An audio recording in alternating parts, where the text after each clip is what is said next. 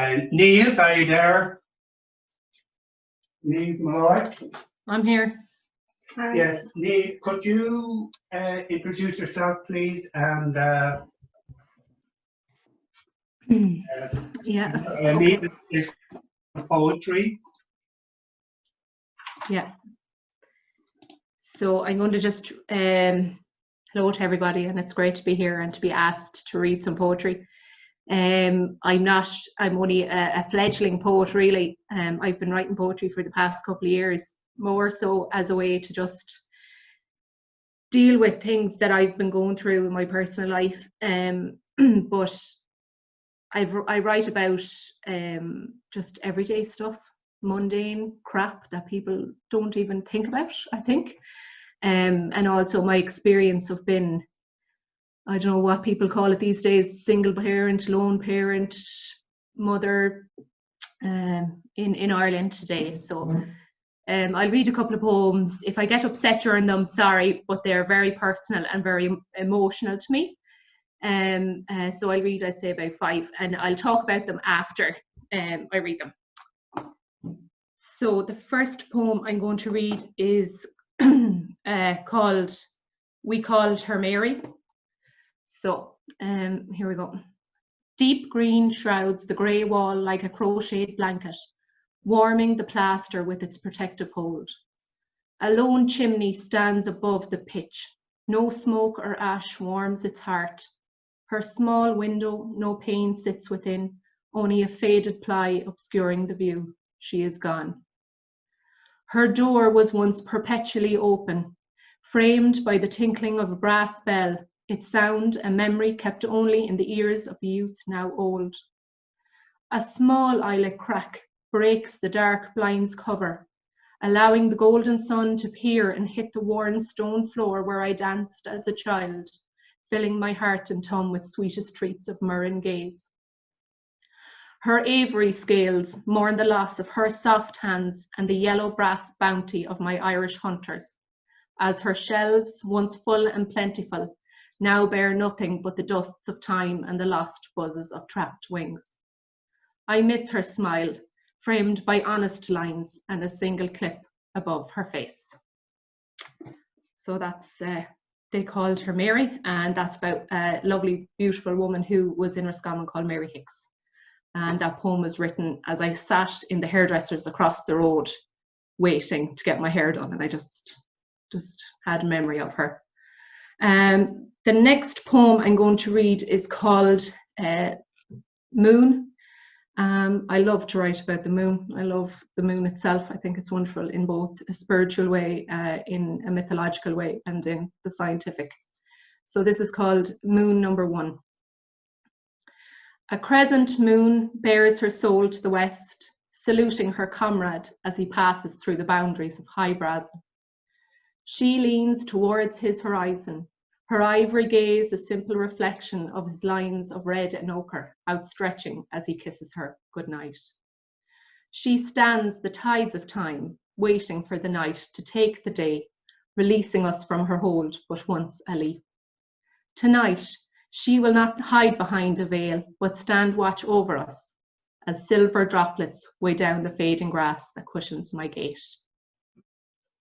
So that's Moon. That was one evening we were out in Darn, and there was the most beautiful moon, crescent moon, and just the experience of that. So the next is a very personal poem that I wrote, and I'll read it, and then I'll speak a little bit about it. And I'll just see if I can get it here. And it's called, can I just minimize that there? It's called A Band of Red and Blue, and it's dedicated to Martin.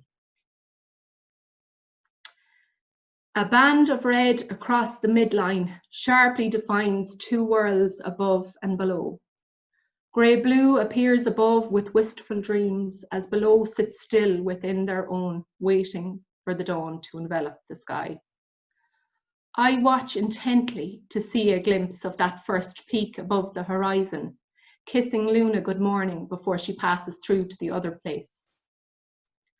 Poker red becomes redder, Trailing a laser across the hills of Scotland, its ears burning as I whisper thoughts of fields below. A good sign it is not, a foreboding of what is to come. A trip to say goodbye and extol gratitudes. We are in the above now, a place where he will soon be, watching over us with longing and love. So that is for my uncle Martin O'Hara, and that was written when myself and Cirla flew over to Scotland to say goodbye to him in person. And we were in the plane and Cirla was asleep beside me, and I was watching the sun rise, and I thought the world was on fire. It could have been, the world could have been on fire. It was outrage. So that's for Martin. The next poem I'm going to read is only a very short poem, and then I'll read one more after that. So this is just a really simple short poem. It's called Mirror, Mirror. I stand on edge, a vision of me looking at me. I see your world, a precipice between us. You do not see mine or care to. I stand in pensive form. Not much separates us in the sands of time, but a million grains. So that's Mirror, Mirror. It's just myself standing in front of a mirror. And my the last poem that I'm going to read is, again, a very personal poem. It's dedicated to Lara, who's my daughter, who is 6. It's called 2 out of 7. 0.285714285714. 2 days every 7, I go without her smile and laughter. No gentle cuddles, seeking reassurance from my hand holding hers as she stays with him. A void appears on repeat, but as each septet passes, a sallow trace of loneliness is left, like a watchman to lie in wait and expand its radius. I fill it with the pink noise of my hairdryer sitting on my bed as I try to drive thoughts from my lonely mind. I fill it with endless hours bent across a desk and files of lives elsewhere, caught up in their dramas of correspondence, slipping on their shoes for just a minute to escape my own. To hang my soul on a coat hook in the corner, awaiting the moment where I journey to the clock to pick it up again. She was mine, I bore her from myself, but now I must grant her time with him. This time repeats itself as the fraction of her loss repeats in kind. So that is called 2 out of 7, and they're just some of the poems that I've been writing. And I'm very fortunate that Roscommon Arts Office has decided to give me some funding to work with Jane Clark on a mentorship. Jane Clark is a poet from Roscommon. And I look forward to that, and I look forward to be able to write a little bit more. And thanks to Noel and Patrick for allowing me to read tonight. So, thank you. Now you're on. That was amazing, Niamh, and so much so